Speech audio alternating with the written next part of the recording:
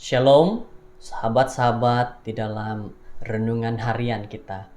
Puji Tuhan karena kita pada saat ini dapat mengikuti renungan dengan baik.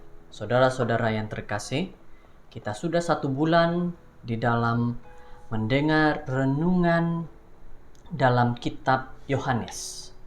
Saudara-saudara, dan semoga 1 bulan yang ke depan ini kita akan terus memperkuatkan iman kita, sama-sama mempelajari firman Tuhan, sama-sama untuk mendengar, dan juga sama-sama kita untuk tetap teguh percaya kepada Tuhan.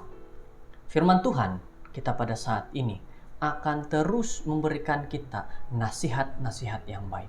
Belum kita mendengar, mari kita berdoa. Bapa yang penuh kasih, Tuhan Allah yang baik, kami berdoa, kami mohon pengampunan terlebih dahulu, karena kami percaya bahwa Engkau Tuhan Maha Pengasih, pengampun atas segala kesalahan kami. Terima kasih Bapa sudah menyertai kami hari ini. Dalam nama Yesus kami sudah berdoa. Amin. Saudara yang terkasih, Yesus yang tidak terbatas. Inilah firman Tuhan kita pada saat ini. Yohanes 21 ayat 25 mengatakan, masih banyak hal lain yang diperbuat oleh Yesus. Tetapi jikalau semua itu harus dituliskan satu persatu, maka agaknya dunia ini tidak dapat memuat semua kitab yang harus ditulis itu.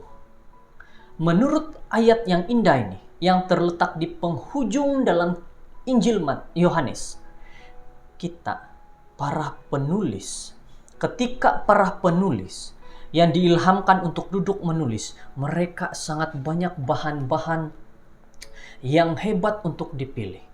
Kehidupan Yesus berlimpah dengan kata-kata dan perbuatan yang baik, sehingga seluruh planet tidak dapat memuatkan semua perkara besar yang telah dilakukannya. Saudara-saudara, jadi setiap penulis Injil memilih cerita-cerita yang sesuai dengan tujuan dan para pendengar yang mereka ingin tujukan. Lagi pula, buku-buku Injil tidak ditulis untuk tujuan abstrak, tetapi untuk memenuhi keperluan orang-orang sebenar pada zaman itu dan sepanjang zaman. Melalui inspirasi Roh Kudus, mereka menyulam cerita-cerita itu bersama sehingga muncullah satu permainan yang indah, satu gambaran tentang Yesus yang unik dan bertahan selama-lamanya. Saudara-saudara, dalam beberapa daripada peristiwa ini, mereka telah menjadi saksi dengan begitu boleh menuliskan tentang peristiwa tersebut daripada ingatan mereka.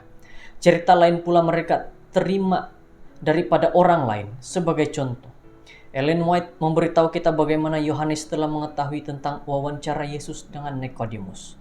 Nikodemus menuturkan kepada Yohanes cerita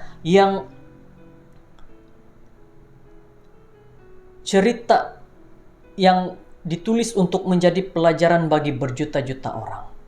Kebenaran yang diajarkan dalamnya itu sama pentingnya sekarang sebagaimana pada malam hening yang di atas gunung bernaung itu. Ketika penghulu Yahudi itu datang hendak mempelajari jalan kehidupan dari guru Galilea yang rendah hati itu. Selain itu, peristiwa lain daripada kehidupan Yesus boleh ditujukan kepada para nabi melalui mimpi atau penglihatan seperti yang dinyatakan dalam Ibrani 1 ayat 1. Setelah pada zaman dahulu Tuhan berulang kali dalam berbagai cara berbicara kepada nenek moyang kita dengan perantara nabi-nabi, dengan mengetahui bagaimana Alkitab diwujudkan, memberi kita kesadaran sebenar akan asal-usul gabungan manusia dan ilahi, dan menjadikan nilai tidak terbatas. Saudara yang terkasih, saya ingin katakan pada waktu ini, kisah kehidupan Yesus ataupun cerita-cerita kerohanian ataupun tentang bagaimana Yesus memperjelaskan lagi tentang kebenaran terlalu banyak.